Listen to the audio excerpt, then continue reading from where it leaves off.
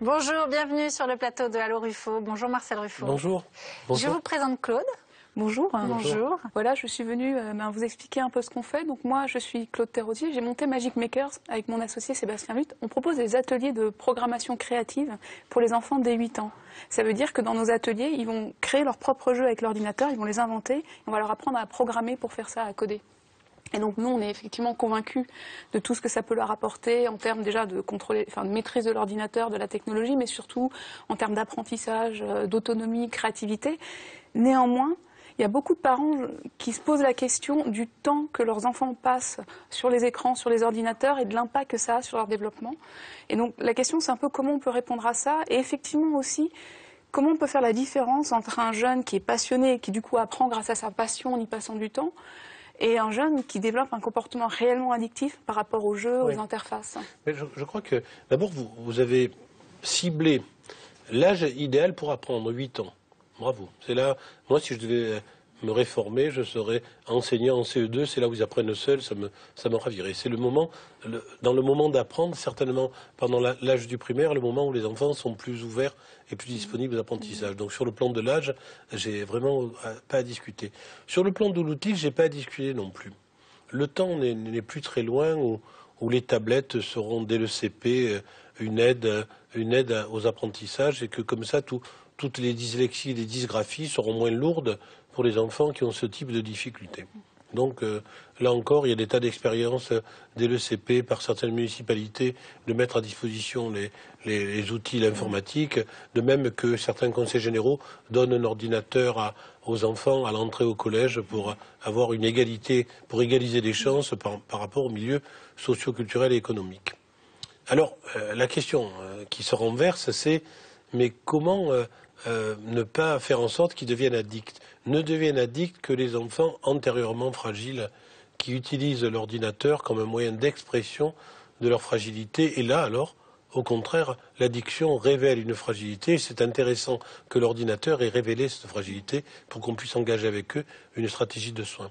Donc vous, votre prudence, elle doit être très très particulière par le coup d'œil que vous avez, la vision des enfants que vous formez à cet outil. Quand vous repérez un enfant qui est fragile par ailleurs, autant dire aux parents, vous savez, je ne sais pas si c'est une bonne idée de l'engager dans ce système. En fait, vous faites comme les psychanalystes. 4 entretiens préalables, et puis de temps en temps, les psychanalystes disent à un impétrant qui veut faire une analyse, non, je crois que vraiment ce n'est pas un travail que vous devez engager compte tenu de votre élégance ou de votre façon, une façon de dire c'est dangereux pour toi de rentrer dans une réflexion sur toi, il vaut mieux que tu restes sûr de ta qualité et de ta personnalité qui par ailleurs a quelques aspérités, mais avec lesquelles tu fonctionnes. Je crois que, non, il faut que vous repériez en disant non, vous savez, je préfère ne pas engager cet enfant dans cette procédure pour être prudent et que ça ne se retourne pas contre vous comme si vous étiez à l'origine d'eux alors que vous êtes simplement en révélation d'eux. Merci beaucoup Claude. Je vous remercie. Au revoir.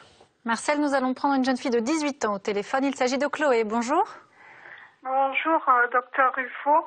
Bonjour Je Chloé. suis étudiante handicapée moteur et suite à de nombreuses tendinites, on me propose une opération qui enlève les contractions musculaires et qui réduirait les tendinites que je pourrais subir en Espagne.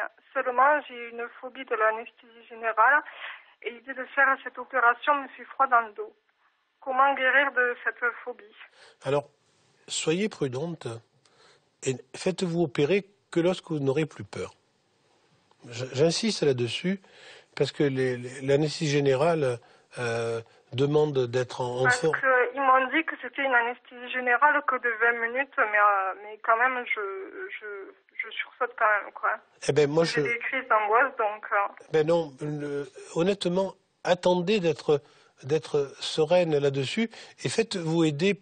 moi, ce que je vous conseillerais, c'est d'avant l'intervention de faire peut-être une formation en sophrologie, en détente, tu vois, justement en détente musculaire pour ces contractions, que vous réussissiez, vous, à maîtriser un peu, autant que faire se peut, ça sera difficile, les histoires de contractions, mais que surtout, cette sophrologie vous prépare à accepter l'anesthésie générale et l'intervention. Vous serez opéré quand vous accepterez de l'être, quoi. Et la sophrologie peut Et y la aider. sophrologie est une aide ou d'autres choses, mais vraiment, n'acceptez l'opération que lorsque vous serez en état de l'accepter. J'ai quelques exemples dans ma carrière de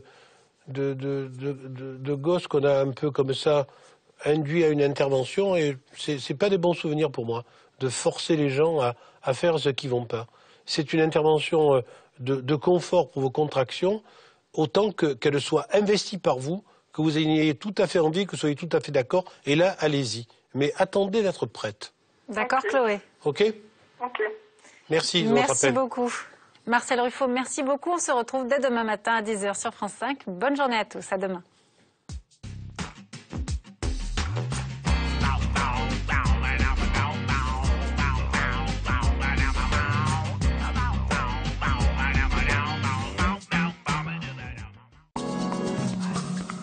Alors Ruffo, consulte aussi sur france5.fr.